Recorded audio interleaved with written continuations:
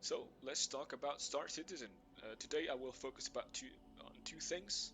First, I will give you an overview of the current state of the game as of the update 3.15, which is right now in PTU, and then I'll talk about when I think it's the perfect time to jump into the game.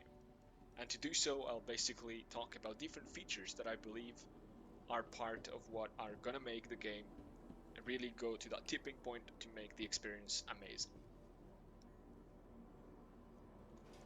So let's start with the current state.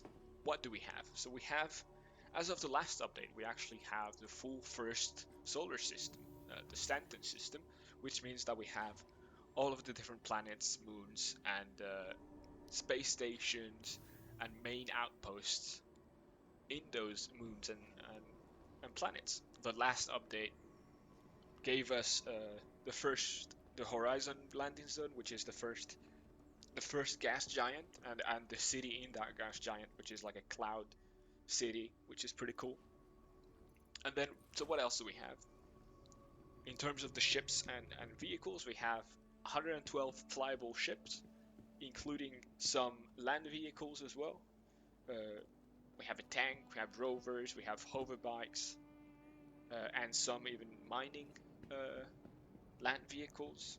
And obviously, in those ships, we also have a bunch of different types from fighters, miners. We have some freighters, some special drop ships, racing, and some others. And of course, in terms of the FPS side of things, we also have many different guns and attachment with those guns, from like sniper rifles, SMGs, LMGs, shotguns, and so on. We have some special weapons as well, rail guns, and grenade launchers. And so, well, all of that is pretty cool. But what can we do in the game, right? So, as of right now, we have a bunch of missions. We even have now a reputation system that allow us to have access to better missions and better paid missions. And in the types of missions, we have mercenary missions, which can include bounty missions or like rescue missions or stuff like that. We have cargo delivery missions where we can simply, go to a location, pick up some cargo, and then go somewhere else and bring the cargo. We have special rescue or help requests, right? Someone can be in trouble and send like a request, an SOS signal, and then we pick that up and then we go help. We have some maintenance mission, some outpost or satellite dish might break, therefore we'd have to go there and repair it. And well, all those missions obviously have multiple versions of them, meaning that some of them will simply go to a space station, pick up cargo, but maybe we have to go to a cave and actually dive into the cave, explore the cave, and then find the cargo there. And the same thing goes for like bounty mission and mercenary missions, right? Some of the missions could simply go to a location in space, and then you have some ships that you have to destroy, and that's it. Or you have to explore an outpost or explore like a mining station, and so on. So they have like multiple versions of it. There are a few more interesting missions, a bit more handcrafted.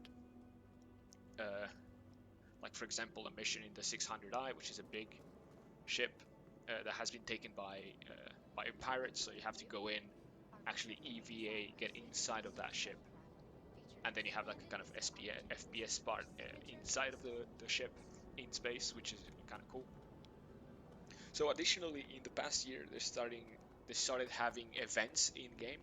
Therefore, if there is like the special, you know, ship expo or like a big different manufacturers expo, then you can actually go somewhere to a big exposition center in game and explore that expo, which is kind of cool. And they have that all for different things. For example, there was like the kind of military uh, kind of like Remembrance Day, and in that day you have like a massive ship coming in with like fireworks and so on that you can also watch, which is pretty cool. So they started having all those things, which kind of liven up the thing, and it kind of makes you another reason to connect to play that week, that month, I guess, which is pretty nice. And they also started having dynamic events that they call, which are special missions that trigger. For now, they are the ones triggering them manually, but in the future they want those things to trigger on their own, and those missions are simply like very handcrafted to some extent. Big events happening in the world, which might involve bigger fights with more ships than you would normally have. You know, maybe 20 against 20 or stuff like that. And maybe they even have multiple phases, right? So you have like a main event, which is like a big fight, and then depending on the outcome of that fight, then another kind of event will trigger, or the opposite if the other side won, and so on. So they also started having this kind of more important and interesting things happening, which might be interesting. So then, in terms of progression, like I said, now you have all of that reputation part, which there is all that progression which kind of stays, and at the same time, well, you earn money, but you can spend all of that money to actually buy ships. All of those ships, all of those flyable ships can be actually are purchasable or rented in the game. So there is that progression as well. You can make money and actually buy new ships, improve those ships, because you can also improve different modules and components of those ships, and you can buy new weapons, new like FPS weapons as well, and so on. So there is a decent amount of progression to be made, which is kind of great. And because there's like also mining and all these different things, then you can also, you know, buy multiple different ships and to be able to have and do different missions, which is kind of nice. So then, lastly, what is the current performance of the game? Well, client-wise, in terms of the local performance, you need a quite beefy computer, but overall it is, for the most part, quite playable. Uh, there are some zones which will drop your FPS quite decently. My lower FPS, I have a quite decent computer, and my lower FPS went down to like 15 FPS when, for example, going to Crusader, like I said, the new era, the new landing zone, the Horizon landing zone, which is, well, the first gas giant that has like the cloud tech, the new cloud tech, and so on, which is not the most optimized. So in that area, the FPS kind of drops. In other landing zones, like in other landing zones, well, in cities and so on, then the FPS tends to be around 30 FPS, maybe slightly lower sometimes, but overall quite playable, since in those areas you're not necessarily doing anything too fast paced to where FPS is going to really have an impact. But of course it would be cool if it was better. So overall, I'd say for the most part after that, my FPS tend to be around or higher than 40. And in space usually they're above 60. So in terms of local FPS, it's quite playable, quite okay. But of course, there's much room for improvement, which they are improving slowly. It is definitely a lot better than it was a few years ago. Now, the biggest problem is, of course, the server performance. There's something that they've said, there's something they're working on with the server meshing and so on. Right now, it's not that good, could be quite improved. In terms of the stability of the servers, it tends to be quite okay. With the PTU versions and like testing, when new updates come out, sometimes there's slightly worse issues, but then as like weeks pass and an update fully comes out, usually tends to be quite okay, quite playable. But the biggest problems is that the servers are very much struggling with the amount of content, the amount of space that there is, right? So then many things struggle with it. Therefore, for example, all of the AI, from FPS AI to like ship fighting AI and so on, really struggles to keep up, and it feels janky, it feels bad. But well, and there is like some rubber banding, of course. If the server is having issues, well, your connection to other players will have some issues as well. But overall, that is still, again, playable. But obviously, they are working on it and could be greatly improved. So yeah, that is, I guess, basically it. And well, I guess I also didn't mention it, but there is also that kind of crime system in place. It's quite basic, but it somewhat works. The idea is there's multiple levels of crime stat, and you get one crime stat whenever you do something illegal. I believe if you shoot someone, you might get more than one stat straight away, but I'm not sure. Only if you get caught, of course. So if you are in range of a satellite or a comlink or something. And then, well, the way it works is that if you get one crime stat, I believe you can still go to stations and then pay your fine. But you have more than that, you will probably get shot on sight. And when you do, you basically spawn in the prison, and now there is like a prison system that you have to kind of serve your sentence, and to do so you have like just a certain amount of time that you have to spend there, but you can also work in the prison, and for that you gain credits, prison credits to some extent, and those credits you can spend them to reduce your sentence or to get some resources inside the prison. You can also try to escape the prison. There is like a way out, but I recommend to, if you're trying to do so, at least play with someone that could pick you up outside of the prison. Of course, I do believe that the prison is a no-flight zone, therefore if your friend gets in the area, then they might get a crime stat themselves. But, so yeah, I think kind of goes around it. This is not the purpose of the video anyways, so I think that kind of covers most of it. So now, when is it a good time to jump in? So now I'll go over a few features that I think are really going to be that tipping point for the game, that are really going to make the game be fun and really be really awesome to play. So first of all, four features that will kind of tie with what I talked about, the first version of that localized cargo, is well, the persistent hangars and the persistent hubs. Those features will simply make it so that you are not simply a guy that appears in that universe, but you possibly own a hangar, or at least you own or you rent a habitational area, a habitational home. Therefore, you have like your own home, which is kind of like your home base, and then is where you would kind of store everything you have, right?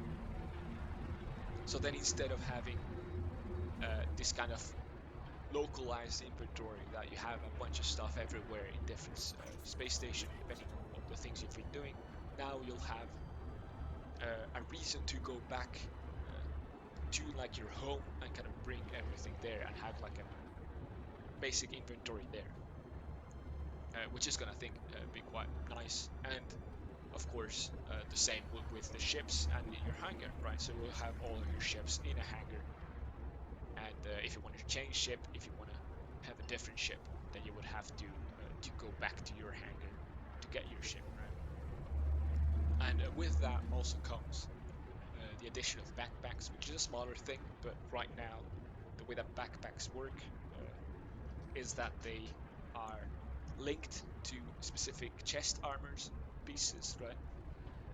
And they're not really detachable, and kind of this feature will simply detach backpacks from armor pieces. Therefore, you could just wear a backpack whenever you want, independently of what armor or what kind of clothing you're wearing, which kind of really ties with kind of this inventory management part of the game, which is going to really enhance the immersion and really make it so you'll have to actually start paying attention to the thing you bring with you. And in a slightly bigger scale, we'll have like the cargo system and what they call also the physicalized cargo.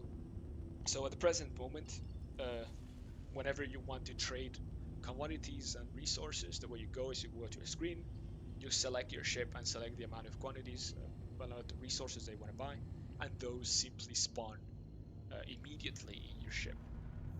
So in the future, with this feature, what they'll do is that you'll have to manually pick those commodities up and actually bring them to your ship. So this will mean that the more you want to take, the more you want to move out, the more it will take you to actually take it to your ship, right? Of course, there is going to be a different kind of levels of it. If you're only buying like 4, 5, 6 crates of something, then you will probably have to do it manually. But if you're moving a lot bigger quantities, then those will probably get packed into bigger crates. That, for example, you might have a crate of 2x2, meaning like of 8, that you could, for example, be pushing in a trolley, which is already in the game, but it's not really used. So suddenly you'll be moving, 8 by 8, and it's going to be a lot faster. But then, if you're moving even bigger quantities, then you'll have, containers. Containers the same way that works in the real world right now. You might have containers, and then you move container by container. For example, the Hull C and the Hull series, you will simply attach the container directly to the ship.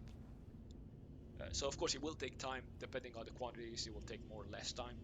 And then they also talk, not in the future, to be able to potentially hire NPCs, not hire other people uh, to help you move those things. And I think this is again another big layer of immersion, which is going to greatly improve the game. So other big things is the selling, the ability to sell stuff. This might sound funny, but that is not really possible right now. So if you buy a ship, if you buy weapons, if you gather weapons, you can't actually sell them. The only thing you could do is potentially sell it to a player, but you can't actually sell it to a shopkeeper. And kind of this feature would simply allow that. It'll simply allow you to sell ships, to sell weapons, which will make the economy make more sense, and also allow your progression to be more fluid and work better. Right? If you want to upgrade your ship, right now you have to have the full cost of the ship in money, which is quite a lot. And this will simply allow that you can obviously sell your own ship, and then with that money plus the money you have, upgrade and get a better ship. Then other big updates would be the jump points and pyro. So they are working obviously in the next system, which is pyro, and with this will come the ability to jump between systems with going through these jump points. This would be the first version of it, and just having that in game is really going to add like an extra layer of space exploration, of really kind of this space vibe to it, which I think is going to be quite cool and kind of really add something extra in addition to just like a full new system, full new like gangs and stuff to earn reputation with, which is going to be quite cool.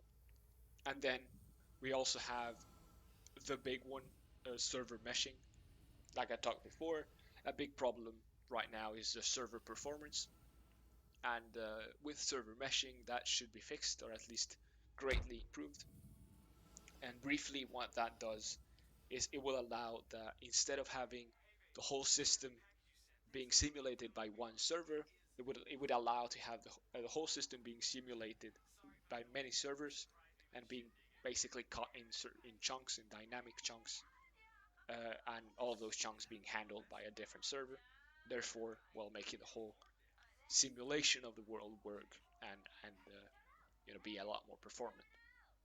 And with kind of these big systems and big features, we also have like the dynamic probability volumes. So one of the things they're working on, and apparently they're starting to kind of roll in slowly, is this kind of back end agent simulation that they're running and they're working on. And the idea is that this agent simulation is kind of the simulation of what the NPCs are doing, and this will in the end dictate different events that happen in the world, and these probability volumes, meaning that it will dictate what type of ships you find where. And having this simulation in the backend will simply add big layer of immersion, because the things that you will find, the different ships that you'll find, will make sense.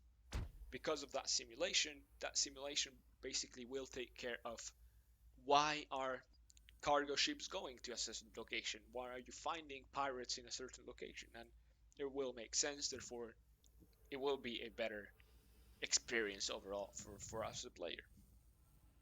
And then, well, outside of these, there is also, for me, the Squadron 42, the single player campaign.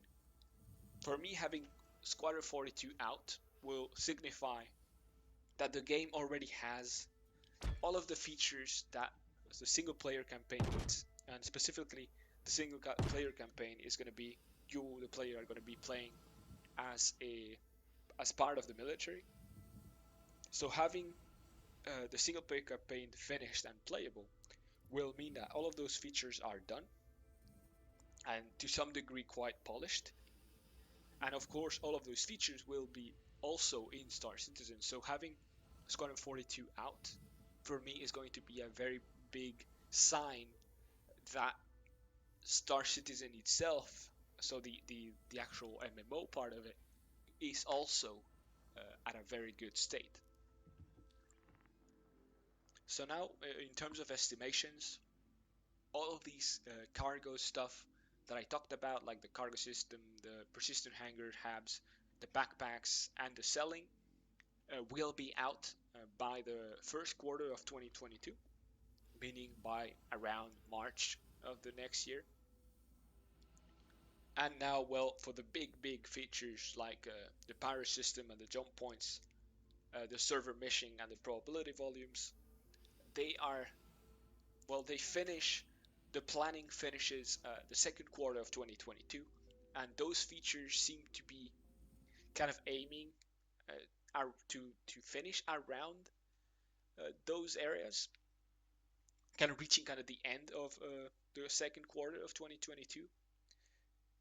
When looking at the the roadmap, you can see that certain features are kind of planned, kind of go over to the third quarter, kind of signifying that they will continue after that.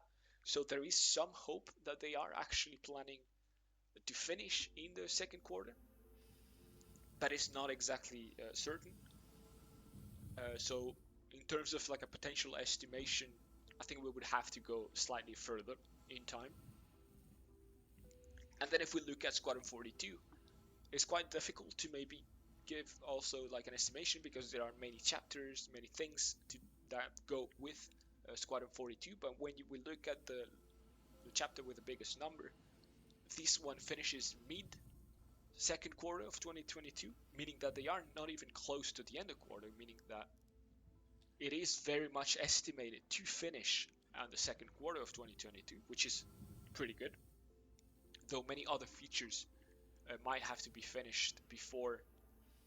So the fact that the chapter itself is finished doesn't necessarily signifies that the game will be released, although it was supposed to release a year ago, so we can only hope that this is the case and that by the second quarter, or at least in the coming quarters, we will hear about the release date of Squadron 42. So then, if I had to give a quarter as to when all of this will potentially be at a good state for us to jump into, very much dive into the game, I would have to say that we can hope for the game to be in this state in the third quarter of 2022. So if we would be a little bit more pessimistic, so by the end of 2022, we should be able, will be a good time to jump into Star Citizen.